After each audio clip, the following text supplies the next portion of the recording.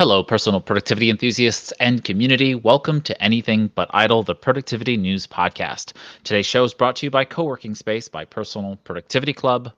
I'm Ray Sidney-Smith. And I'm Augusto Pinaud. We're your hosts for Anything But Idle. This is episode 106 for May 16th, 2022, and we are going to be reacting to Google's I/O conference, their developer conference that happened last week, and of course, the productivity and technology news this week. But in order to do that, we've actually brought a guest to the show, someone you know, and someone we know really well. That is Art Gelwix. He is the productivity and collaboration consultant and blogger behind GelwixTech.com. He's a host of the Being Productive podcast and the Cross Platform podcast with, of course, Augusto. And he joins us on Productivity Cast podcast each week. Welcome to the show, Art. With that intro, it sounds like I don't actually do any work. I'm doing everything else but work. I'm not sure how that comes across. Thanks for having me, guys. I love this time of year when everybody's having their big events, and it's an opportunity for us to get together and talk about the things that they did and the things that we wish they did.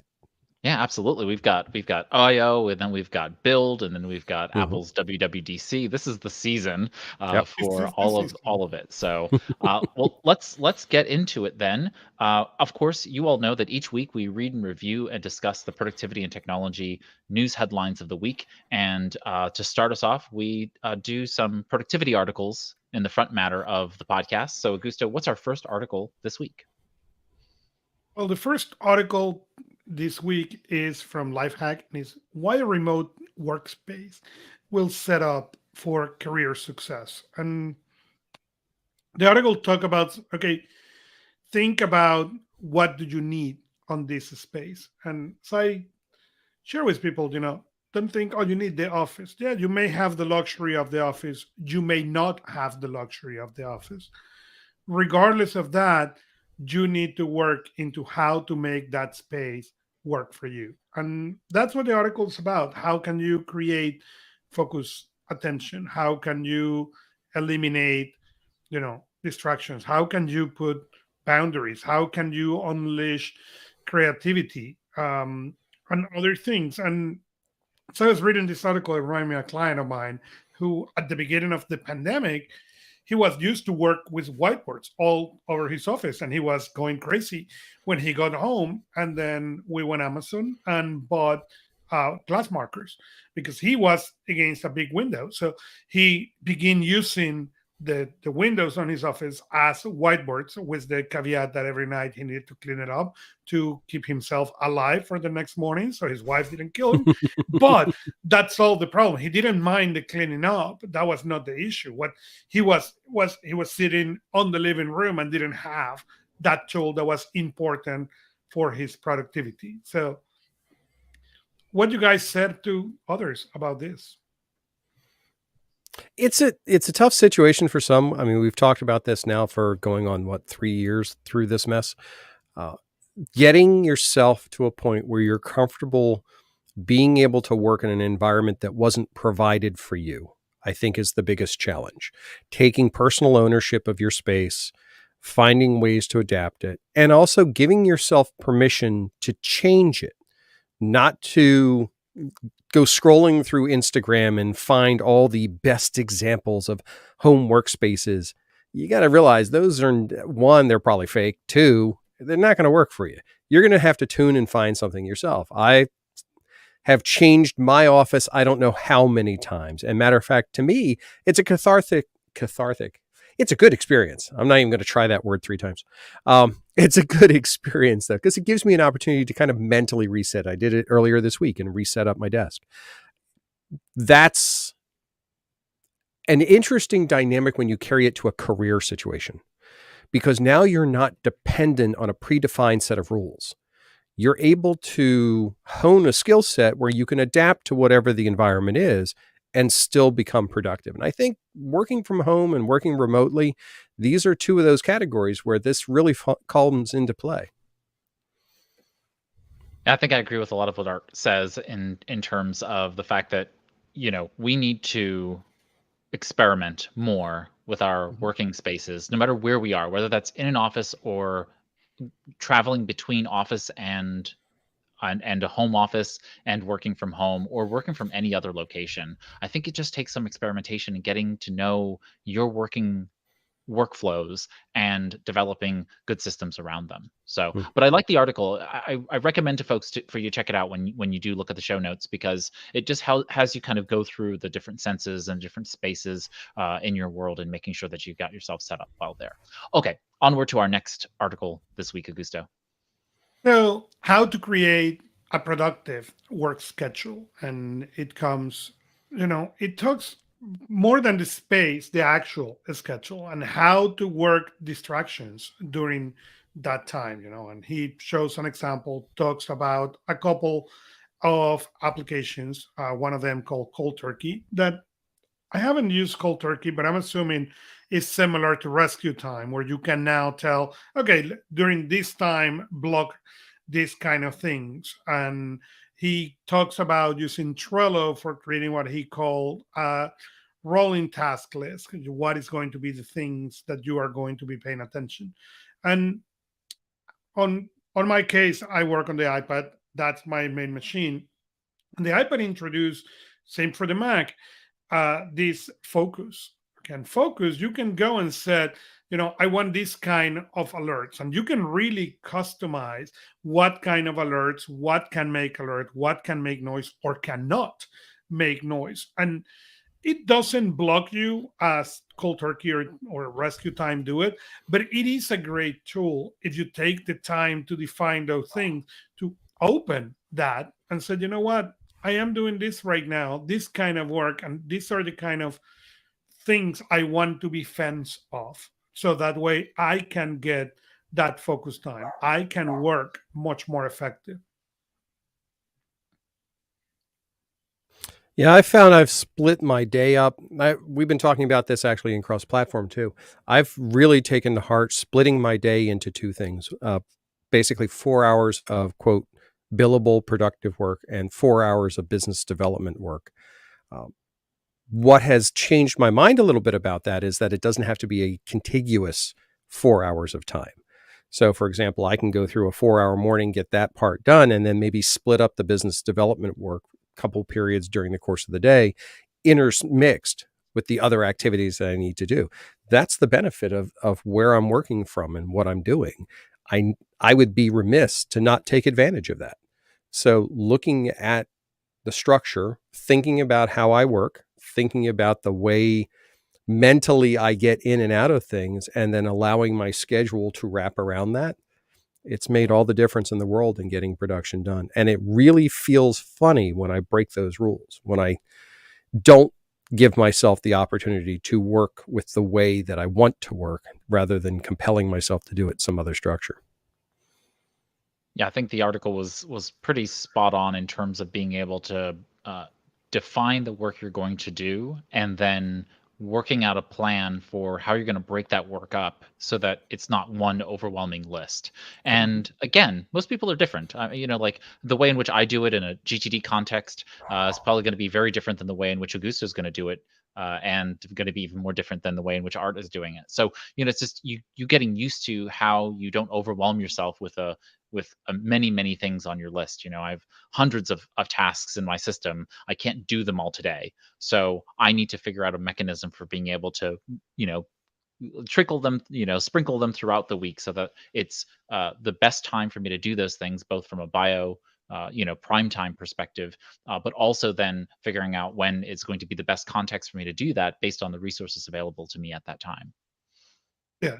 And on our next article, it was a very interesting article because it came from the same Make Use Of, but it was how to create a work well-being plan. And even though it was not the full intention of the article, I thought it would match very well with that, because as part of this remote and working remotely and being remotely and all that, I have not seen a lot of people thinking about this well-being. Okay, what is going to be my strategy in all this? Great, now you make the space productive, you figure out how to work better, but what is that well-being plan? Did you have that documented somewhere? Did you really know, or it happened randomly, or do not happen at all? And what it is. The article was, very good into go into that, how to do it, and was more thinking into, you know, working for an office maybe, but it say, okay, create a template. What do you want to, keep yourself well at work, what you're going to do, and all that, and talks about, you can create in words, talks. But what for me was key on the article was the have you considered as a remote worker this well-being plan and what that means for you, and that was very, very interesting for me. Now, I think we're still struggling with the whole concept of well-being integrated as part of the work that you do. It still has a touchy-feely kind of sentiment to it, I think, in many cases, and people don't recognize that that is a critical part of doing quality work, is making sure that you are at your peak at any given time, or at least not in a valley. And failure to do things like take care of your personal well-being and work that in as a conscious effort means that you don't reap any of those benefits. It's the same thing when people talk about going to the gym. You have to plan to go to the gym. You have to put it on your schedule. You have to make that part of it's the same type of situation. If that well-being is going for a walk, if that well-being is sitting and reading a book, if that well-being is having a cup of tea, it doesn't matter. It has that same psychological and physiological reaction within your system to kind of reset yourself a little bit. And sorry, go Ray.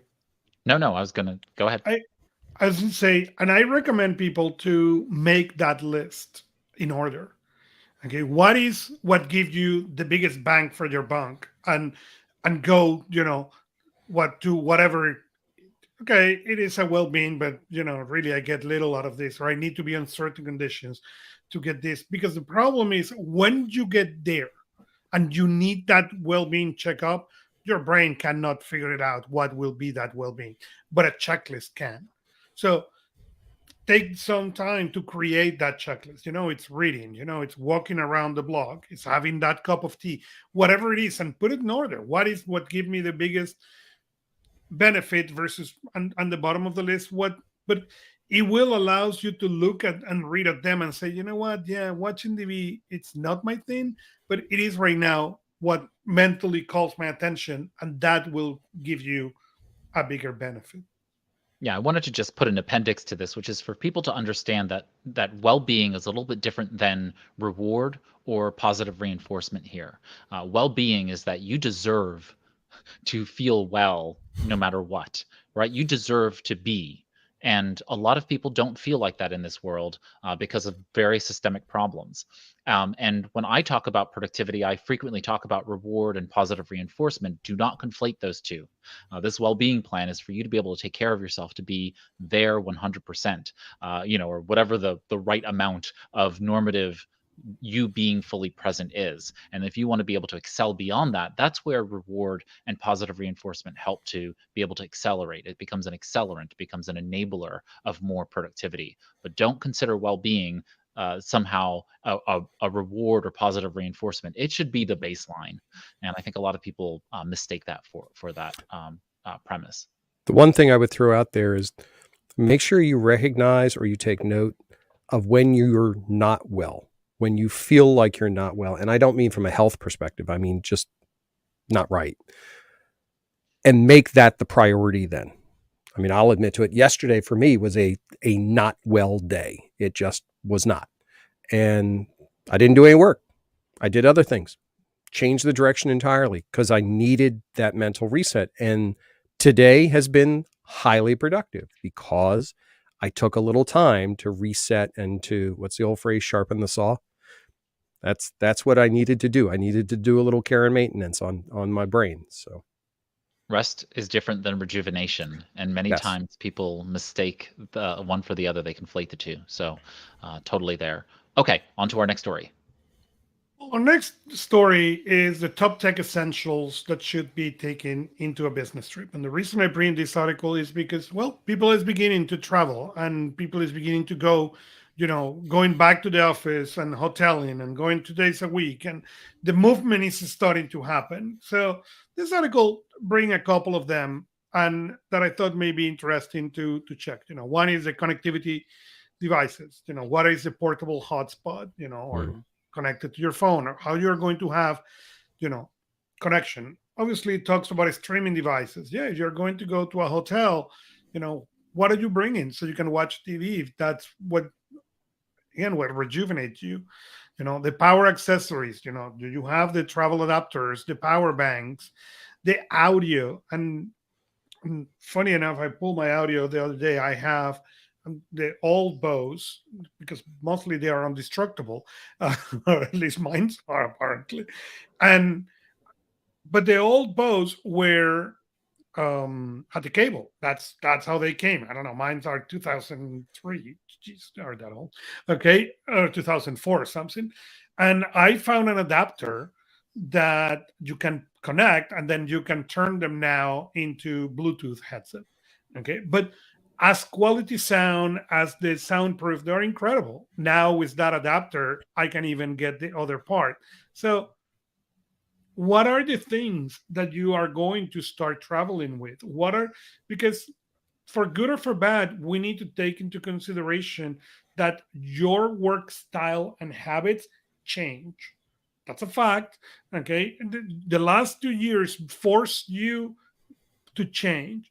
Now you have two options. You can go back or try to go back to what you had before if you remember what it was, or you can try to bring that new work style to whatever you're going.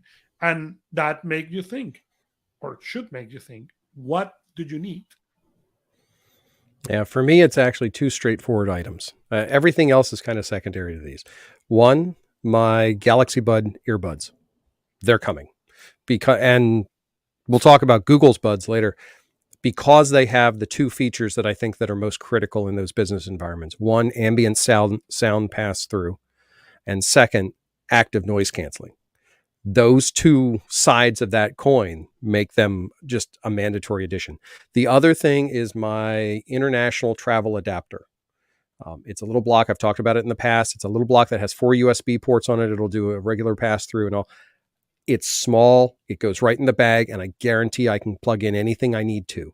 Those are the types of things we used to take a lot of crap around with us. Our bags, Augusto, you've talked about this, your 85-pound backpack or whatever. That's the type. Yeah. Okay. 65. That's the type of thing where I think we've gotten to the point where we say, yeah, well, I don't need all that stuff. How light Well, can I make it? How small and efficient can I make it? there are two things. One is that how efficient can I make it, without a doubt, but also the technology have improved Yes. to that level. Okay, I don't need any more. I can get my iPad and walk into an Apple store, get a new iPad, and it will have everything that Mhm. I have in this one pretty fast. Okay, that was not the case. Okay, if your laptop died, 15 years ago, 5 years ago, you were in trouble. Mhm. Now that has changed. There's so much information in the cloud. You can do scanning, so much things with your phone that you could not do 5 years ago, maybe 10 years ago. So I think also that has made that bag smaller and smaller. Yeah, I mean, USB-C alone Right has there. reduced so Yep. many cables. And all I have to say is, as soon as my legacy iPad gets swapped out for the next M1 iPad Air, oh, all USB. I carry one charger. My USB-C charger for my laptop will charge my laptop, my tablet, my phone, my AirPods, my Chromebook, everything. That right there. Anybody who had to carry one of the old Dell bricks knows what this is, how good of a thing this actually is. Yeah, it's phenomenal. I mean, I really, really love having all USB-C now across all of the devices except for that last one device. And it's okay because, it goes into the power brick, and I've got the extra, iPad cable. I will note, though, for everybody, this is one of those things where if you've had a checklist and you've been using it for a while, now is the time to kick your tires on that checklist, to review it. If you have never had a checklist before, now is the time to create it. There's so many different applications that allow you to create a checklist so that you can have it, and then you can just go back to it and refer to it over and over again. And this covers not just the things that were covered in the list. I mean, the list covered several different things, but remember, health and medical, checklist. What are you gonna carry in terms of clothing? And this might be the time to purchase clothing that allows you to have maybe multiple wears, so that you don't have to carry as much clothing. I bought these new, I think they're called Evolution pants, and they are super light. And when I put them on for the first time, I thought, am I still wearing pants? They were just so light that they're like thin, they pack really well, so like just a little upgrade like that, it allows me to be able to, throw it in. I can throw it in the wash, I could take it down to a laundromat and wash it a couple times on a longer trip. Like those are things that just you don't think about when you're in the mix and when you're on a trip. But before you get there, you can really think it through and say, okay, maybe I need 3 pairs of pants instead of 7 pairs of pants, things of that nature. Now is the time to think that through before you start going back to travel. I know I'm going to be back on the road very soon, and I'm going through that travel checklist and saying, okay, I no longer carry that stuff. Do I need to carry 3 sets of SIM cards? No, I don't need to carry 3 sets of SIM cards, but in years past, I would have carried those things because I just felt the need to be prepared. And now with all of the various restrictions and all of the needs to be able to travel lighter, just consider that as you go through your travel checklist. I think that should be the unofficial show title. Am I still wearing pants? We're just going to go with that. So, all right. That, you make me pull my list before we go into the break, and mine still says CD for the rental car. This is really depressing. Oh, there you go. What, you're not carrying that Bon Jovi cassette with you anymore? I don't carry the but at least it's a CD, not a cassette. But yes, yeah. And the 2-person split for iPad, it doesn't apply anymore. Yeah, my travel checklist is pretty extensive, and I know that I'm going to need to pare it down as I've been just going through in my head what I'm going to need to pare down. But I've also bought a couple of really new, like I bought a turtle. It's not a neck pillow. I used to carry like a full neck pillow for flights, and now I have this device that kind of like it's called a turtle something or other, but you just basically, it's like a scarf, and it holds your head up in such a way that you can actually sleep upright. Really, really innovative concept. And I've used it now a couple of times at home, just thinking, let me check it out and see if it'll work. And remarkably, it's going to reduce, like that big bulky thing that I'd have to carry around. Plus you kind of look silly, with it wrapped around your suitcase or whatever. Now I don't need it because I have this much smaller thing that slides right into my carry-on and into my personal bag that I carry onto the plane or onto the train. And now you don't need that stuff. So just look at the various technologies that are out there that are low tech. I mean, it's very low tech. It's a scarf with some kind of rigid board. It's just outside of arm reach. Otherwise, I would grab it. I'll grab it during the break and show it to you.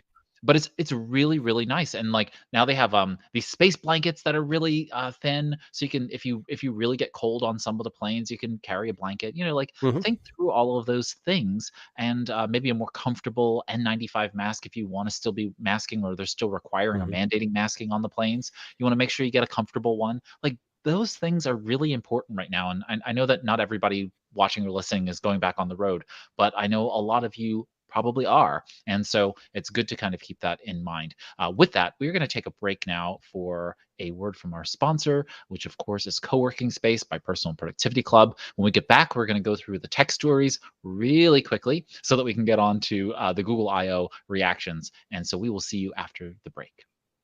While working in person may be normal for you, it's unlikely your coworkers are as interested in being productive as you are. Or working remotely or from home can be isolating, and there's something powerful about being with productive people, even virtually, that helps you be more engaged. If a flavor of these sounds familiar, Co-working Space by Personal Productivity Club is for you. Co-working Space is a virtual work community designed to help members be more effective and efficient in their work and personal lives. At its core, we provide goal tracking and host focused action sessions throughout the week for accountability and camaraderie. Visit anythingbutidle.com/coworking to learn more. Coworking Space lives inside Personal Productivity Club, a digital community for personal productivity enthusiasts, so you can find people who use methods and tools you do too. Again, head over to anythingbutidle.com/coworking to see how Coworking Space can help you be more productive. And now, back to our show. Welcome back, everybody, to Anything But Idle. I'm Ray Sidney-Smith, joined, of course, with Augusto Pinaud, and our guest this evening, Art Gelwix. Hi, Art. And Hey. so we are back for the second half of our show. And with that, we're going to go into our tech articles. We'll cover some business and finance announcements, and then get into our discussions on reactions to the Google I/O Developer Conference that happened last week. Augusto, what's our first tech article this week? Apple, Google, and Microsoft will soon implement passwordless for all major platforms. And what is exciting about that is companies are getting together into try to get this, into finally agreeing to play nice.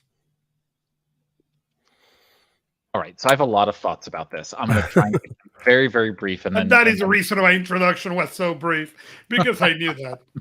So first and foremost, there have been a lot of people who have attempted to solve this problem over the years, and I'm an acolyte of Steve Gibson, who is a longtime technologist, and he developed something called Squirrel SQRL, and it is a complete solving of this problem, and why the three major tech companies couldn't, just like they did with Matter, which is the IoT based solution to all of this connectivity, why they couldn't have adopted a solution that actually will fundamentally work is just outside of my realm of understanding. That being the case, this is a positive move in the right direction, so that 90% of the time, maybe even 95% of the time for Windows users, you will no longer be utilizing a password to be able to access your systems. So those are my brief thoughts on the matter, because because then we'll spend the next 3 hours talking about this. But I'm just a little annoyed that there are such better solutions to this problem, and they are shortchanging the ability to really conquer the removal of the password. And just so you know, I'm also under no false pretense that the password is ever going away. We'll always have passwords, but to remove them in most cases is a really powerful concept. I like the idea. I'm really dubious of the execution. I mean, I'll be honest. People have struggled with two-factor authentication for quite some time. There's a lot of downsides to it. Whatever this implementation is, it's changing something that has been a standard process forever. So, yeah, I applaud them for trying to make it simple.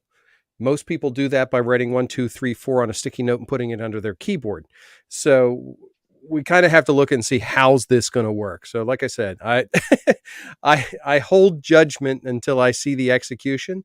Now that said, I use Microsoft's authenticator. I use LastPass's authenticator. I use Google's authenticator. So I'm not saying it's not good. I'm not saying it doesn't work. I'm still not sure, though, that it's ready for prime time for mass audiences. Yeah, and that is the big thing. I don't know if it's yet there for masses.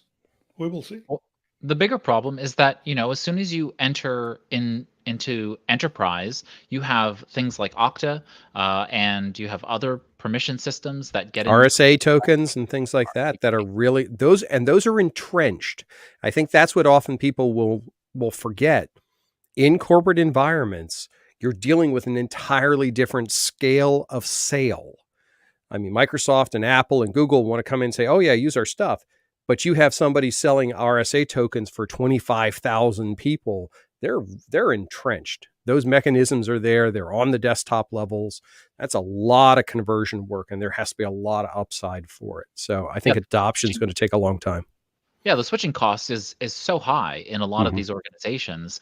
You think a bank in treasury services, where they are using high level security and one time code fobs and whatnot. All of that costs money, and companies are not just going to easily switch on a dime to these kinds of systems, even if they're only software based, just because of all of the hiccups that come along the way. And all it requires is for the software to glitch one day, and then for everyone to be locked out, and then it becomes that much more of a cost factor to the organizations. People don't fix what isn't broken most of the time, and yeah, so I'm not particularly bullish on this. Yeah, I don't think it's an either or situation too. I think you're going to see composites of this, and we'll just see how it plays out. But we all know passwords are a problem; they need to be fixed. Lather, rinse, repeat for next year. Our next article, I'm going to change the title because it should be written, just after months of mocking Apple, Google decide to kill the headphone jack. Okay, this is not new.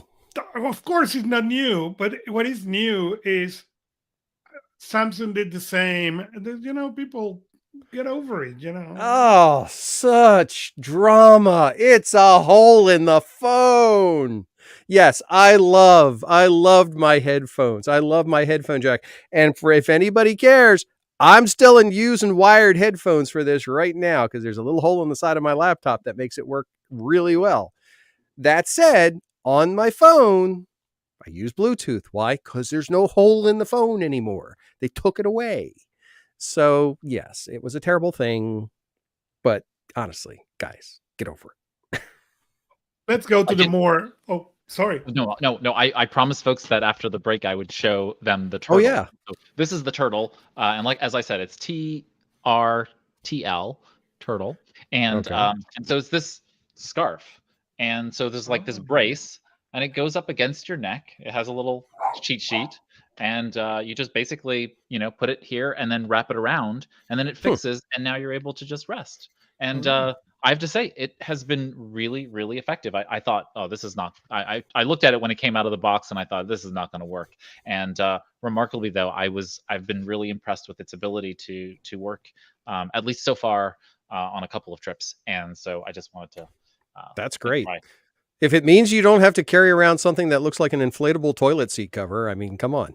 Exactly. So. Right. And mine's pretty, the one that I have that's it's memory foam. It's really comfortable, but it's huge. So anyway, moving on to our next story, Augusto. Well, our next story, I am excited about it. It is Amazon working into a new Kindle with Note capability. And we have been showing about e-ink and technology and devices and all that, but there is apparently two possible names for this. One is the Kindle Scribble or the Kindle Passage.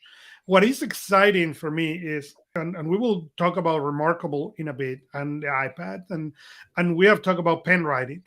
I believe that Amazon finally taking the plunge.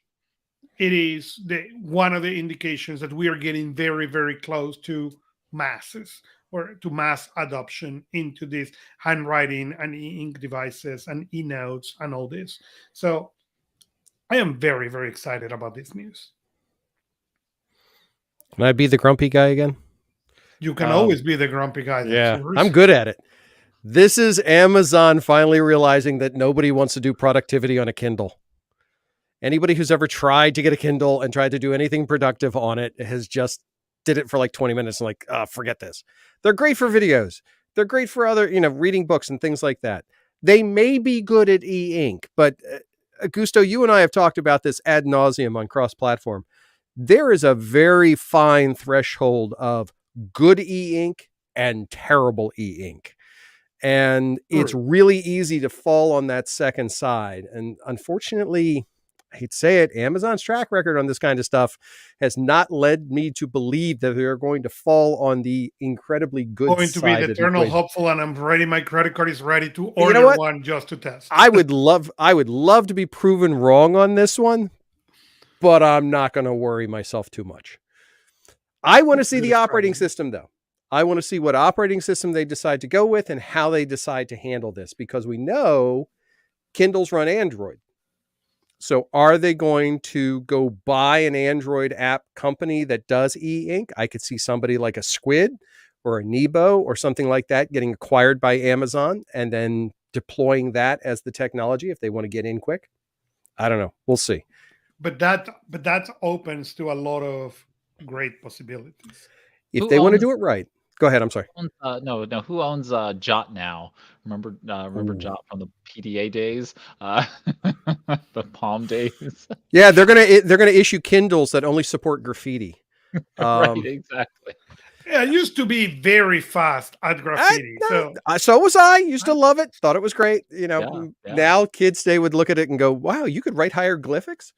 Um, Here's the thing, and I'm just going to throw this out there. Amazon, if you're listening, because I know you are, when you bring out this Kindle for e-inking, the screen must be a matte surface screen from day one. Do yes, not make it glossy.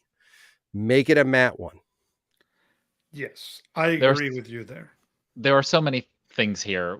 One, I agree with you, Art. The execution is going to be poor on this. Kindles are a one-trick pony. Mhm. Adding the audiobook functionality to it gave you a poor listening experience. Adding the additional peripherals that they've done with it have been atrocious. I love my Kindle, right? But I Mhm. do not want it to do anything other than displaying pages as I read. It's a single purpose device for me, and it is for 99.9% of users. They don't want additional functionality. And quite honestly, when you try to do it, it's slow and clunky. So, I've one of the Kindle 3Gs, the Kindle Touch 3Gs. It has a built-in browser and internet access. It's got a It SIM was card in there. awful. Yeah, I mean the browser was terrible, Mhm. and it always stayed a beta feature. Yeah, it should have been listed as alpha, but you know what? I enjoyed having the ability to bring new books. I'm sitting on the Mhm. tarmac or sitting on a delay for a flight. I can just download another book and keep going. That's all really well and Yeah. wonderful. Things that facilitate the reading experience are great. Let me highlight and annotate my notes maybe more fluidly, but a completely different note-taking experience just detracts from my overall reading enjoyment. So I just don't see this being a huge seller. One, it's not a feature that people are looking for. It's a feature they want people to be, they want to push into people's hands and say, "Oh, Mhm. look what we're doing." Not particularly interested in that myself. So we'll see what happens. I'm always open to being wrong. We'll see what happens. All right, Yeah. onto our next. Amazon's had just one thing. Amazon's had one job: books. Read the books. Serve the books. That's good. I want to figure out who you have to tick off at Amazon to wind up on the Kindle development team, because that to me sounds like a dead end area. God love them. I think they're great. Keep going, guys. But sorry for this. So, Well, they make these weird choices, especially with the KDP, and I'm sure mhm, that all of this has thoughtful, people behind the mhm, choices. But from a consumer perspective and also from a small business perspective, they just seem obtuse that they make some of these choices when it comes from KDP and then on the Kindle side. Last week we talked about the fact that Kindle decided to shut off on the Android your ability to purchase Kindle ebooks. Like such ridiculousness over petty squabbles between the whether it's OEMs or the operating mhm. systems. Like where is customer focus, like consumer focused? Like you should be focused on making my experience pleasurable, not anything else. And now that I have to go to a different device in order to buy a Kindle when I'm sitting on my phone in the Kindle app, Mhm. just seems such a weird, wrong feeling to the consumer. And that's where I feel like, okay, I see these changes happening in KDP. I see these. For those of you who are not aware, KDP is the Kindle direct publishing platform for people who are publishing materials onto Kindle magazines, books, and so on and so forth. And I see those changes, and I'm like, what's going on behind the scenes there, guys and gals and others? It's just really really weird. Augusto, on to our next story. Well, our next story is an Apple patent that suggests that the future of the iPad could transform into a Mac OS style. So I was reading the article and thinking on what the Chromebook with the Android do. That is very interesting. That will be an interesting thing to be able to connect the keyboard, connect the mouse, and get a more Mac, especially now that the high end, at least, of the iPads are sharing the same structure that a Mac does. So that may be interesting. Hopefully, Apple learned something out of Google from this experience. Okay, this is Apple Dex. Just to lay it That out. would be awesome too. This is Apple Dex. Samsung's already there. Welcome to the party, guys. But They can't figure it out either, so nobody's going They to get this. cannot figure it out yet. No. I I love the idea. I mean, Apple's been pushing this idea of an iPad being a laptop replacement forever. I think it's a great idea. There's a lot, and especially the hardware has gotten to the point now where it is fully capable of that with the new chips and everything. No question about it. It's about time that their operating system and the software catches up with that and takes advantage of that platform that they've spent so much time developing. On the heels of what you're talking about, though, Art, one of the things that I'm noticing as Apple continues to develop is that they're bringing more of the iPad features to the macOS operating system, and now this patent is kind of, oh well, we're bringing more macOS to the iPad, and I have a little bit of a feeling of contradictory thought here, and one is that it's just Apple making both operating systems a little bit more integrated, which makes a lot of sense. The other is that they may just be tossing people off the trail because Apple is wont to do that, where they're one, they want to basically protect themselves so nobody else does what they're doing. But the other is that they're just throwing people off their scent because they're going more and more. That what they have done so far is put more of the iPadOS and iOS features into the macOS environment. And I believe they will continue to do that. And so for them to go the opposite direction seems a little bit weird, especially since it's not a particularly good experience to take the desktop operating system and put it onto the mobile experience, even on the largest of the iPads, the iPad Pros. I think a lot of those features become diluted and a little bit more cumbersome to use. This really has the same vibe to me that Android and Chrome OS battle each other. Wanting to be the other. You hear the arguments. I want a Chrome OS tablet. I'd love to have a Chrome OS phone. I want a good, proper or Android laptop. Everybody's trying to be what the other one is. And when it's the same company doing it on both sides of the fence, they seem to struggle. Microsoft's had the same challenges too. So I'm curious to see what Apple does with this, because they have to consume some of their own sales to make this type of thing happen. Somebody who's going to buy a Mac, a MacBook may not do that now if they've got a high-end iPad Pro and they have the right accessories. Why would they go make that other purchase? So I'm sure in the long run, they're not going to lose any money from it, but yeah, we talked about in 2018, 2019 Fuchsia, and and so we have Fuchsia now in the it's living in the world. We have them on the Nest hubs. They're running a bunch of Nest devices, and yet we have not seen the bridge between Android and Chrome OS slim at all. I mean, when we get to Google I/O, you can see that they've taken Phone Hub as the solution for bridging the gap, as opposed to utilizing the Android app-based ecosystem to synchronize your applications. So there must be some difficulty in terms of infrastructure to make that all happen. Microsoft has been slow with Windows bringing more and more of the Android apps to the desktop. So this is a real challenge for everyone, and there is no, I think, right solution for everyone, but the operating system developers need to come to some happy medium across the board in terms of how this is all going to work out for everybody. All right, so we have reached the end of our tech stories, and we're moving right into our business and finance segment. Augusto, you want to run through those really quickly, and then we'll get into our featured story this week. Yeah, this week we have really one news, and it's the remarkable raise around a funding of a $1 billion valuation after they sold the device number 1 million. And Remarkable is doing very well on what they wanted to do. I still don't like the fact that they're completely closed. I think you need to belong to Google Store or Apple Store. I don't care which side of the fence, but I want the apps. I want the opportunity to integrate with my other technology, and as we discussed in cross-platform, buying a bucket that doesn't connect with anything is not going to be a device that I am interested on. I'll play devil's advocate here, though, just for the fun of it, which is to say that this is I forget if they're Finnish or if they're Swedish, but they're basically adhering to, I think, a good kind of GDPR compliant perspective, which is let's not put anything in either of the app stores that's going to cause us to have to deal with any of those issues that they're currently dealing with right now. And by being exclusive in that space, and I mean exclusionary, not exclusive as being the only one. By being exclusionary in that space, they're actually shielding themselves for growth. And we can see that it's happened because there are lots of privacy conscious folks out there, and or even if they're even if it's privacy theater, right? There's a lot of people out there who's, oh, I'm privacy conscious. I care about data privacy. I care about data security. Remember, the average lifespan of a human being is like 80 something years, right? Maybe it's a little bit less than that. But whatever.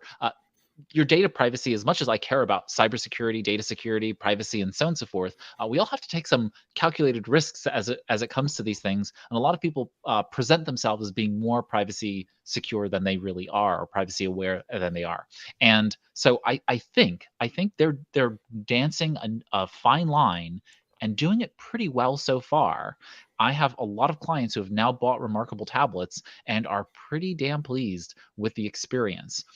I still want connectivity to Evernote, as you can imagine, but I don't think they're going to do it, right? Like, they're much more inclined to use their own silo, have these integrations that you pay for through their Connect subscription, and they're going to make their money, right, off a very exclusive group of people.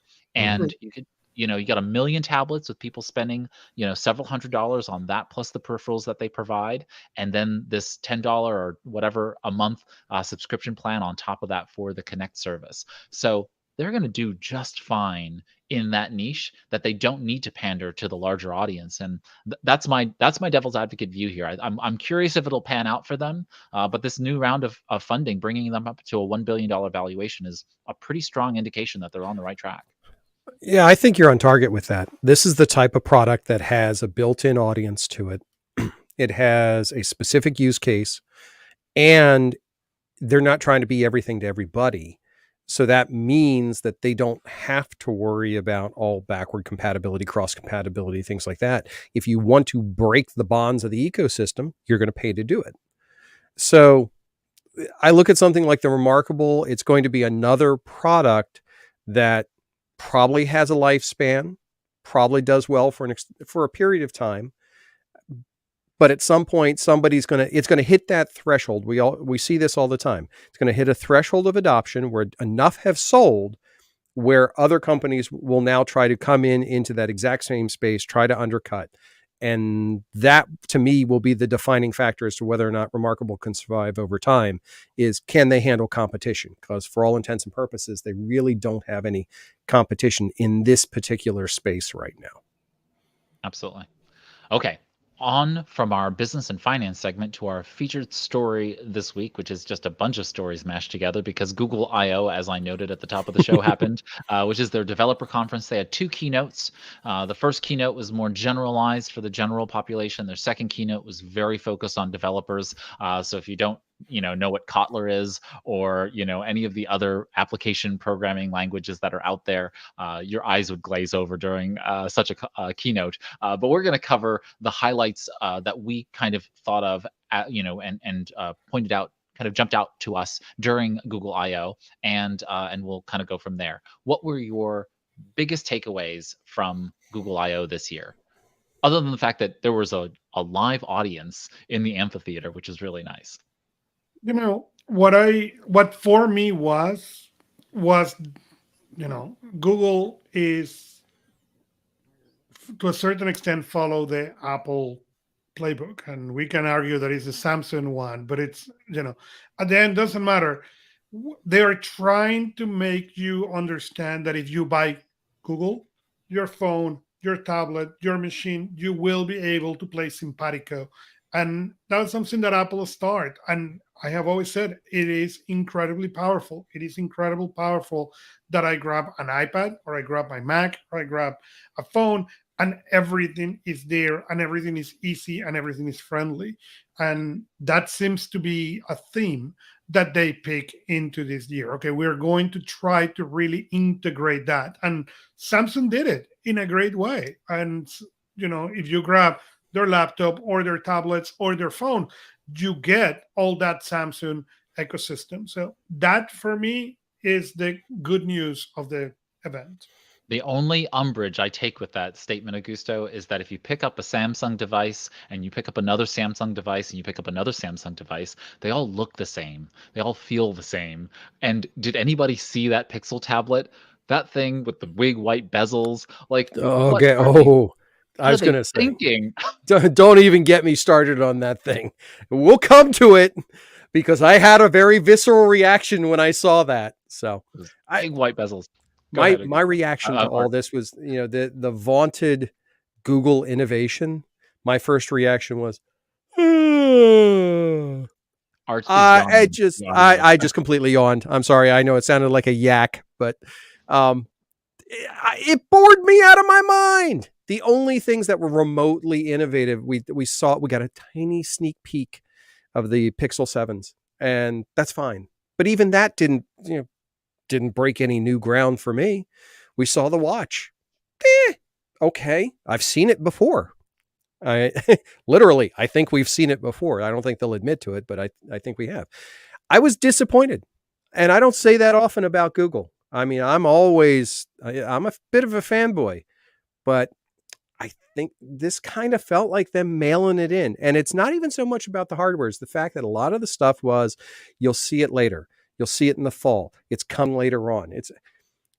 There wasn't a lot of meat to this. And the things that they did put out on the table were either they should have had them already or giant white bezels. So it's like, what the heck is this? So I'll give them a little bit of deference only for the fact that a lot of what they wanted to do has been stymied by the pandemic and supply True. chain issues. So I can absolutely see that they wanted probably to get out the gate with all of these devices at this event. They probably wanted to put out some new Nest hardware as well, but they could not because of not being able to get access to chips and some of the other parts. I'll give them like 2% deference. The rest of it, I have to agree, Art. It was a snooze fest. I mean, like the performative quality to them on stage. Maybe it was just the energy from the lack of a room and being in an amphitheater, and you could kind of see that they were outdoors and there was a little bit of wind going on, and it wasn't perfect. Man, and like I love the diversity on stage, just like with Samsung. They really worked on bringing a diverse set of people to present the material. Wasn't the same old faces. These are bringing the actual product managers and people who are there heading up these divisions to be able to talk about their products. I expected some dynamism, and it was just tough, right? And so I watched the full length version, and then I watched the 18-minute cut that I think The Verge did or whatever else. I was like, oh, I got to put the Verge cut on 2x just to be able to not fall asleep. So it just needed a little bit more energy. But I'm going to say that Samsung has getting better and better and better. But because if we go to the Samsung events, maybe 4 or 5 events back, okay, I remember having the same reaction. I was like, I watch it and open my eyes like this so I could end up. And like you said, the Verge 18-minute thing was too long. So I want to give them a pass on that one. And I hope that with the changes they're trying to implement, they are going to also improve over time, because it was a different show. It was they pulled the Samsung playbook and tried to copy the show, and well, that's what happened when you copy the show. You could tell that this was the first time that they had tried to introduce the concept of an ecosystem. The product line is set up to do that now. They're the only thing they're missing is a computer. But you could the analogy I came to in my head is, if you imagine back in school picking teams for dodgeball, Apple and Samsung are the two first picked. They're polished. They're good. I'm sorry, but Google's the kid who's standing against the wall last picked. I mean, he showed up to play. No pick. Showed up to play. You're just gonna, we got Google. Okay. That's kind of the vibe. You're right, Ray. It felt flat. It felt, I don't know. they really needed to step it up. And I'm hoping they take lessons from what they've done and the reaction that I've seen across the board from people and say, okay, maybe we need to pump this up a notch.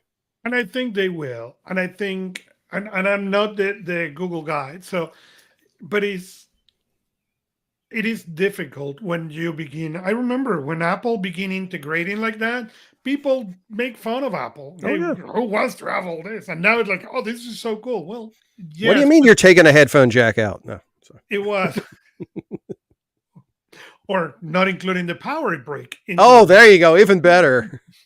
But the reality is the concept, it's moving in the right direction. Mhm. The show was terrible, but what they tried, if you take the show away, what they are trying to do and the change they're trying to implement, I think it's going to be great for Samsung and great for Apple, because the moment everybody tries to integrate, everybody will need to race, because now we're going to have a creative battle on how we make this better instead of what we have been having over the years. Well, and I think you're right on this, and I will reserve some of my criticism for Google for this. They are now the third player in this mix officially. They've always been a kind of also ran, hey, we kind of have something here. Now they want a seat at the table. They're part of the 1, 2, 3. They've got the watch, they've got the phone, they've got the laptop, they've got, all the pieces to be a viable option. Whether they're an equal option is an entirely different conversation, but they are a viable option. They have a seat at the table now. So the question is, can they take that and drive that further without ticking off Samsung?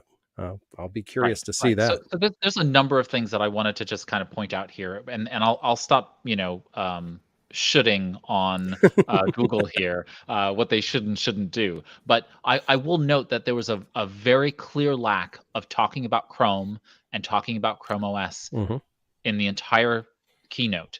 And they knew that they couldn't really talk about those things because they do have to mediate their conversation between who Google is. Google is a data company that sells ads.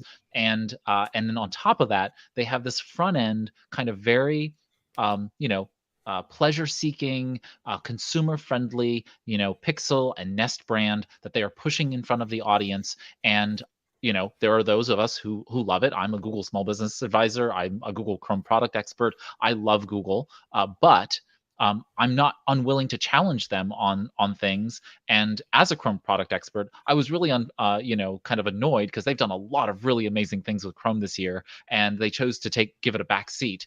But I also recognize that they're actually trying to it's a bit palliative to their OEMs, right? Because if they go out there and they've got all this hardware that they're putting out there, those are competition with their partners. So they need to make sure that they balance that out really, really well. So I understand where they're coming from. It doesn't make me, as a consumer, less frustrated with the snooze fest, because it could have been a lot more dynamic.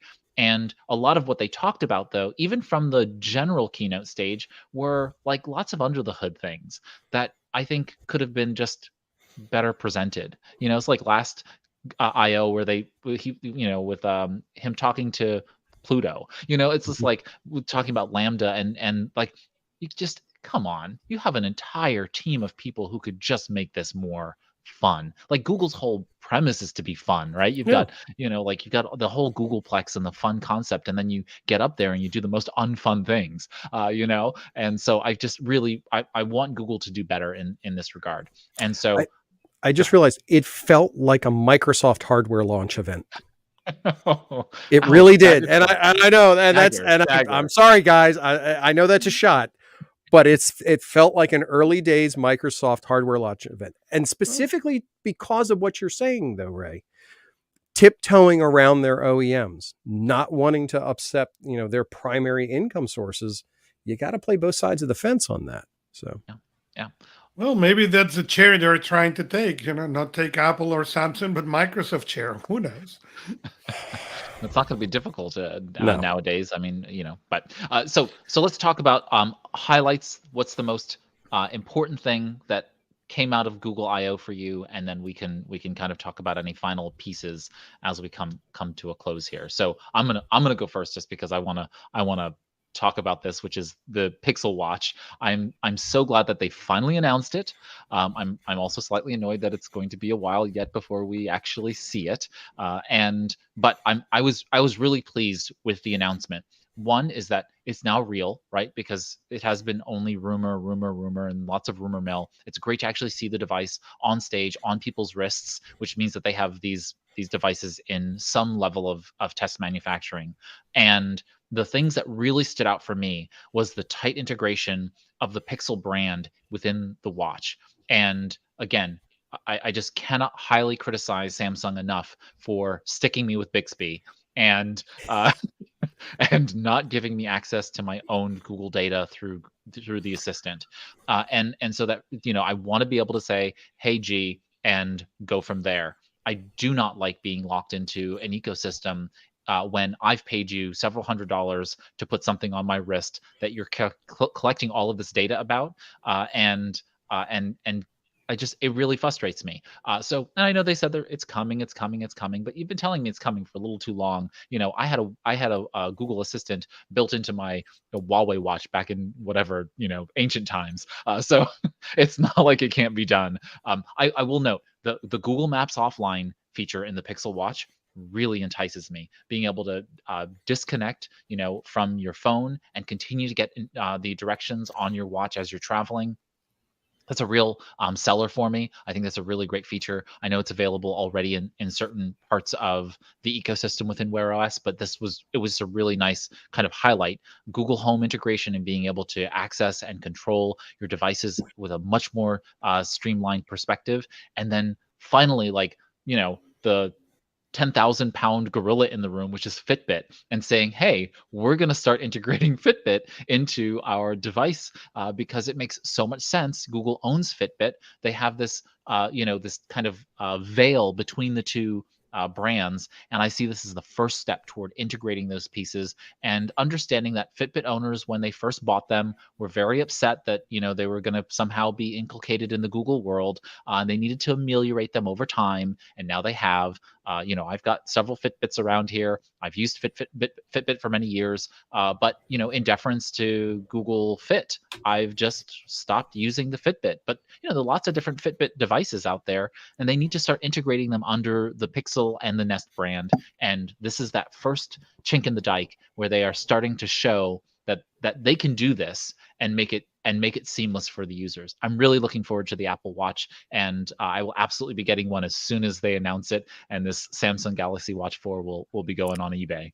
Do you want to call him out on that? Say for the record that he said he's looking forward to the Apple Watch, and it's going to be really, really fun. The Freudian slip. We're not letting you off the hook with that. Yeah. But okay, so I'm going to jump on while Augusto does his happy dance on camera, I'm going to jump on the other side of this fence. The Pixel Watch, there is nothing compelling me to buy that. Now, I have a Galaxy Watch. Is it the perfect device? Absolutely not. It has all kinds of issues. However, that Pixel Watch is a design that's been out for 3 years, 4 years. It looks exactly like an old Galaxy Active. It's using a chip from 2018. There is nothing from a design. We don't know that yet. Well, believe me, it's rumor mill. Okay. It is not something I am impressed with by any stretch. To me, this is, with all the time and all the talk that's been about this is literally them showing up with like a C- paper. I mean, yeah, but again, you have a Samsung phone and you have a Samsung watch. They integrate really well together. I do not have that experience, right? I've got Pixel phones, and pairing them between the Samsung and the Pixel. Oh, I had a Samsung with a Pixel for a while, and you're right, it wasn't perfect. And partially, the problem I had before is because it was Tizen tagged with Android. Yeah. Now that's not the underlying case. Now there is equity of operating system, which means, is the Pixel Watch superior to a Fossil watch? Because a Fossil watch is much more stylish, and we have to admit that watches are as much a fashion accessory as they are a functional device. I just think, yeah, this is their 1.0 version. Great. I'm glad you got it out in the market. You better step it up for 2.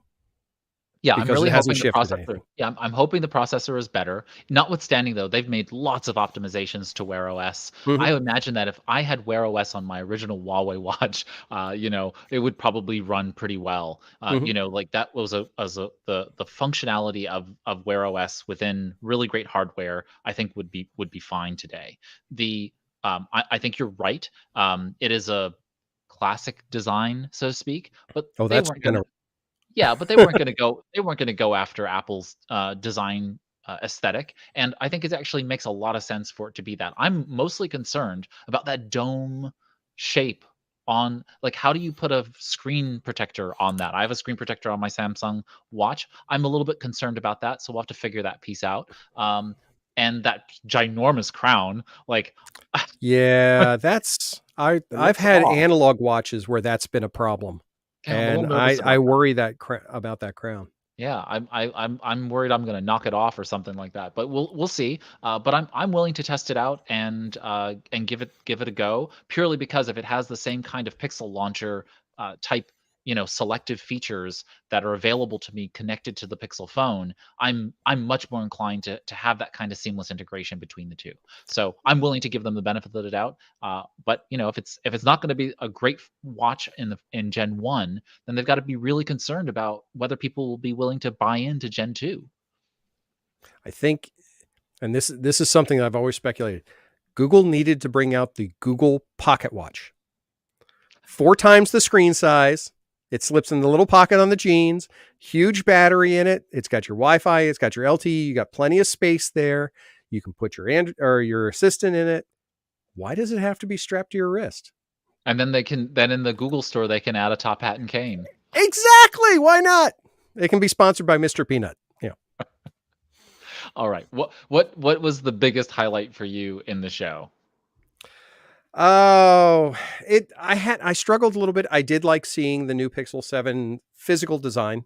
To me, it's very reminiscent of, I'll admit it, the original iPhone. That nice curvy edge to it. That big old bar on the back where the cameras are. That's nice. That's become the signature aesthetic for Google with those phones. We won't see anything else about those until they start leaking it probably midsummer. But that But works for them. You know what I it mean? Like does. It does. It sales makes cycle works for them. So you can look at that phone, and this is again the type of thing that Google finally did right with the phones is you can look at it from the back when somebody else is using it and know that's a Pixel. Same way you have with an Apple, you know that's an Apple or that's a Samsung. That visual differentiation makes all the difference from a branding perspective. I agree. The biggest thing for me, it's ridiculous. Chrome OS version 101, that when you power it up, the screen is not white, it is black. So it does not blind you when you start it up. Those types of little continuous improvements to me are huge. And I love to see those kinds of improvements. From a hardware perspective, again, it's one of those things that's like, well, it's about time. The new Google Buds coming out with active noise canceling and pass-through audio, it's about time. That is, based on the experience I've had with my Samsung ones, absolutely that would be worth it. And there is one little interesting nuance about those. They use bone conduction technology in the earbuds to detect when you're talking. Instead of using the microphone to recognize and then flip it over, they're picking up the vibration through your skull, which I think is going to be, it's a great way to do it. We're all Aftershocks fans, and that bone conducting technology is just fantastic if you're using this stuff. From an otherwise, innovative standpoint, the only thing I really wanted, I'll admit, are the glasses. I thought the glasses were cool. Probably because they look like my glasses. But I thought that idea of taking Google Glass to where it should have been, not necessarily as a recording device or anything else, but that being live translation, was really compelling to me. I thought that was a really interesting storyline. Now, granted, it's simulated, but still, I think the technology is there. I think we're at that point where we should be able to do that type of thing. I'm going to touch. Okay, you said what I liked. Let's talk about what I wasn't a fan of. That tablet. Can we talk about that tablet? Can we all just admit that that's a Google Nest with no stand? Yes. That they just used that screen, slapped a skinny back on it, and said, "Hey, we have a tablet." I hope that is like the pre-alpha version, and they just had to show something because I it's not coming just out to 2023 anyway. But such a terrible, terrible design I for just a don't tablet. understand what they were thinking. I literally Or went not and thinking. dug. Well, yeah, I dug out a 2014 iPad, and it had smaller bezels. It just boggles my mind how some of this stuff gets through the design phases. And maybe it's just that because Google's such an engineering company and such a data company that some of this stuff still eludes them. No. You're not buying that? No, I'm not But buying that. I'm sorry. There is no excuse for that thing. I may buy okay, we need to show something on the screen and they say, okay, show this. But no, they That have needs to no be that needs to excuse. be a black bezel. I mean, think of it when the screen is off and you Yeah. see that really stark outside bezel, and then you turn on a show. So you pull up Netflix, and now you've got this big white border around. You want that to blend into the background while you're watching a show. You don't want to feel like you're watching a little tiny television. You want the show to pop out at you. You want the screen to light up and give you an experience. And it's anything but that. And And so I just don't think they have that right. They've got to figure out that design. I get why they're doing it though. And this is what bothers me is that I almost understand it because it looks like the Google Nest. It looks like the other devices they're putting around in your Yeah, house. but they're It's ugly. It's following a brand aesthetic, but guys, it's not one you need to follow. This No, was but they could take that Pixel tablet and they could make it designed after the 7 and 7 Pro and Mhm. give it that kind of body, and that would be sexy as hell. I mean, that would be great Oh yeah, a actually. design perspective. You know what I mean? Like that's Yeah. what I'm looking for them to do. Give me that big old bar on the back. Just make it a big old thing on the side. Yeah. Fine, whatever. But it's now going to be this beautiful device.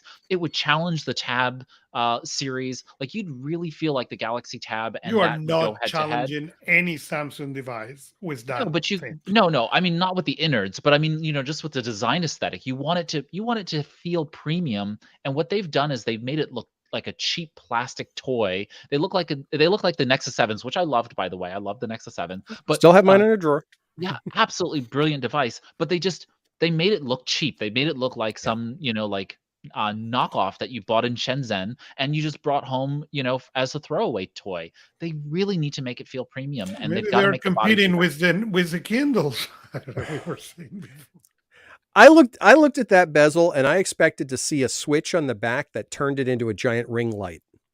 That's kind of where my mind went right away. I'm like, Now, if it had that there's a feature functionality there. That must be it. if that had that functionality, I would be And you know that much what? more. They could sell that. There would be an Yeah. audience for that. Oh, absolutely. But even that kind of went. So I'll touch on the AR glasses since you brought it up. Oh, yeah. I think that was a really, really smart move on their behalf. I know they got some flack for it in the media, but the concerns, of course, are going to be: does it have a camera or does it have sensors in in the glasses? Google Glass has continued to be very, very well sold in the enterprise environment. That's a really, really great product in the enterprise environment, in manufacturing and field service representatives and so on and so forth. Field service technicians out there doing stuff and having that heads-up display in a glasses format is really, really good.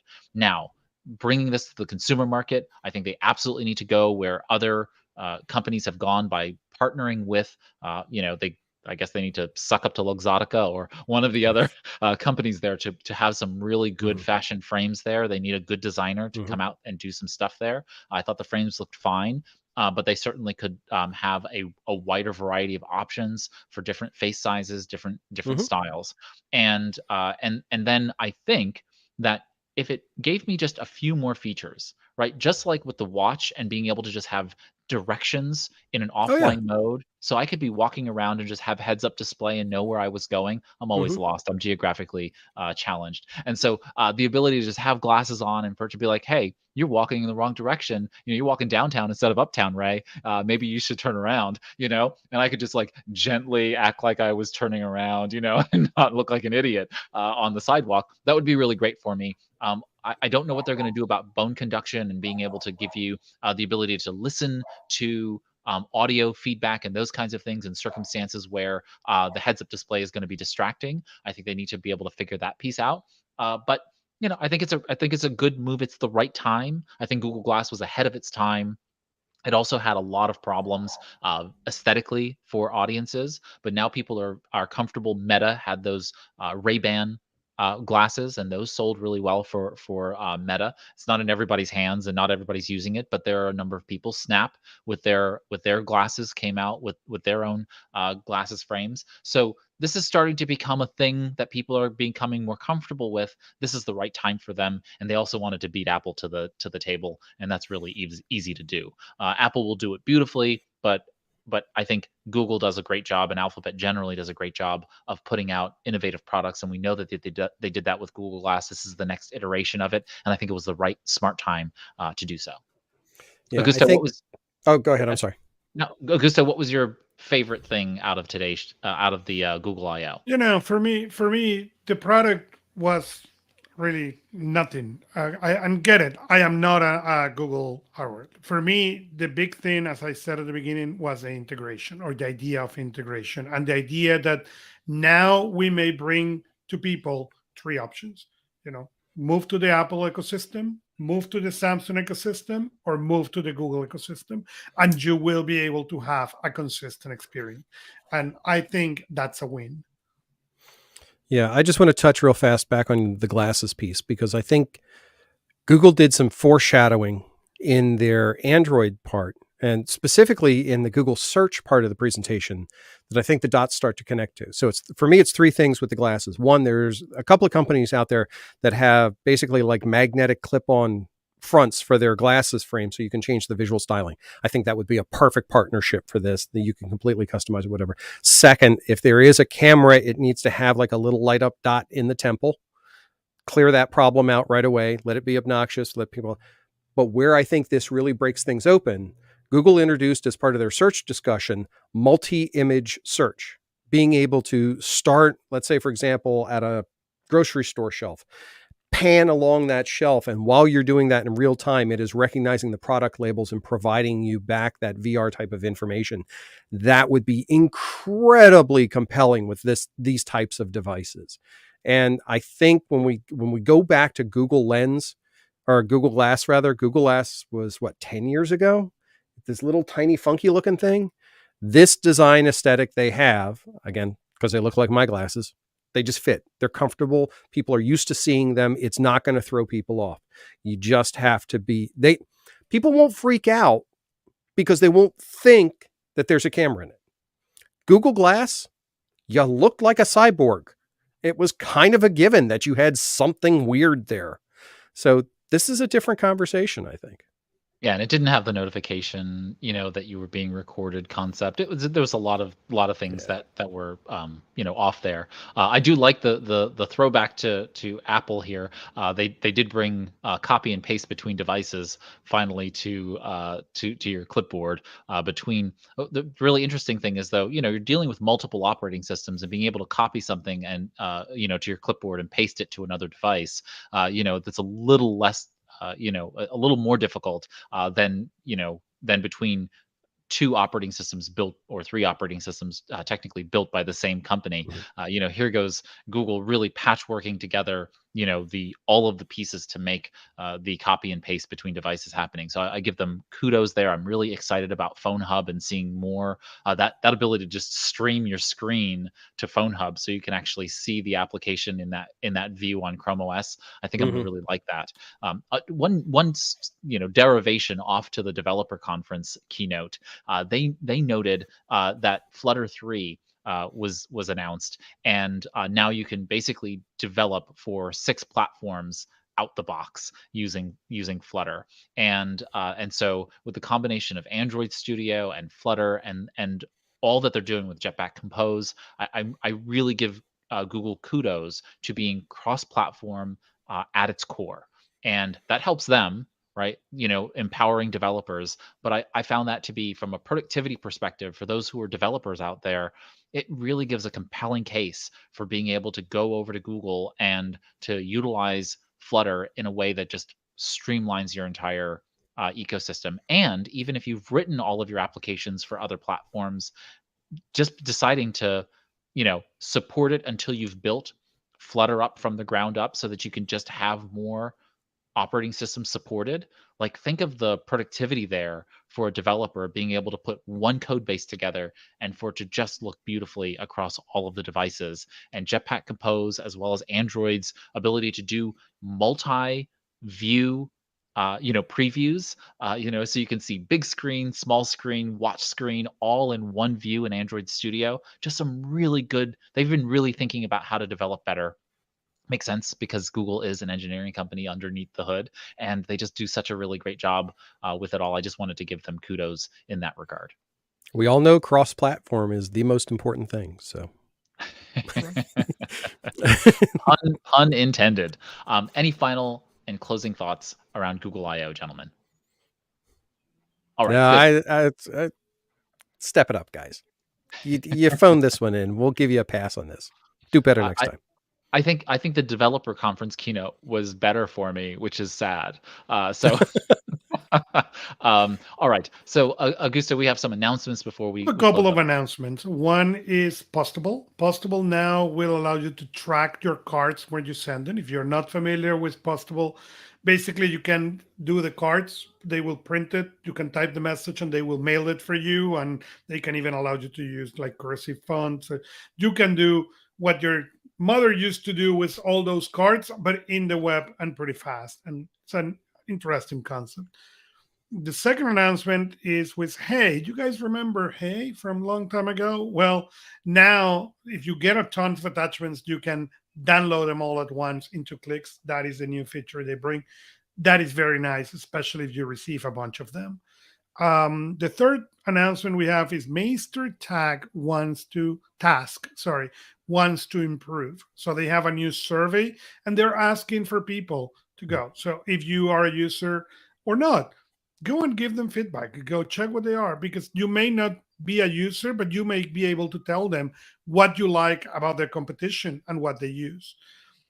Second, related to Google I/O, it's Todoist decide that they're going to come with their app for the Wear OS, and they show and showcase a little bit of it.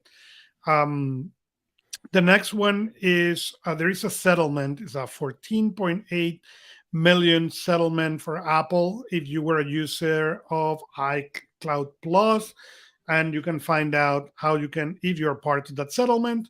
And the final announcement is May 24 to 26. Microsoft Build is in here. We will discuss this next week, and we invite Art to come and discuss with us, and we hope is more or better than Google. No, I'm going to beat on them as much as I beat on Google, because that's only fair. Say we are not. I just hope it's better. That's only fair. So I have high expectations for Build this year. Unwarranted. I've set my expectations very low for Build, so I'm hoping that I just come out even. Either way, as usual. My expectation is pretty low for Build. Thank you, Art, for coming on the show. And as always, we'll see you next week, of course. But how can folks learn more about you and what you've got going on around? My pleasure. I'm so happy to be here anytime you guys invite me over. Best thing to do, find me over at gelwixtech.com. I have parked everything there, all audio, video, everything, merch, you name it. I got all kinds of stuff there now. So come visit me, come hang out, we'll chat, and who knows, you might learn something. Fantastic. Wonderful. So head over to Gelwix Tech and gelwixtech.com. And of course, we will see you next week, Art, for Anything But Idle. Thank you, Art. Thanks, guys. All right, Augusto, we have made it through the Google I/O reactions episode for 2022. Thank you so much for putting together the show each and every week. It is my pleasure. This one could have been resuming one emoticon, the sad crying face, but okay. All right, and with that, we've covered the productivity and related technology news this week. If you go to anythingbutidle.com, you'll find our show notes. Those show notes include a whole litany of things. They include all of the stories we discussed today. They include the extra stories we didn't cover today, and it includes a text transcript, both that's readable on the page. Just click on that read more link and it expands so that you can read it on page. You can also click the download link below that, and that'll download a PDF that you can read offline or view offline, annotate offline in Notability or GoodNotes or whatever else you use.